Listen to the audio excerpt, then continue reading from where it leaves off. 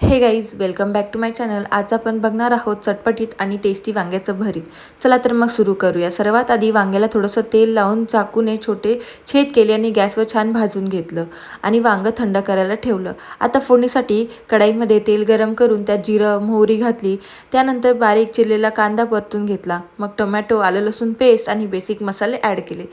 सगळं छान एकजीव झाल्यावर जे आपलं वांगं भाजलं होतं ते मी ॲड केलं आणि व्यवस्थित परतून घेतलं आणि त्याच्यात शेंगदाण्याचं कूट घातलं. शेंगदाण्याच्या कुटाने वांग्याला एक क्रंचीनेस येतो, त्याच्यामुळे आपलं भरीत खूप छान लागतं. त्याच्यानंतर सगळं व्यवस्थित एकजीव करून चवीनुसार मीठ मी ॲड केलं. मीठ ॲड केल्यानंतर मी त्याला एक 5 मिनटं वाफ काढून घेतली. 5 मिनटं वाफ काढून झाल्यानंतर आपलं गरमागरम वांग्याचं भरीत रेडी आहे. एन्जॉय करा आणि व्हिडिओ आवडला असेल तर लाईक, शेअर आणि सबस्क्राईब करायला विसरू नका. थँक्यू. एन्जॉय.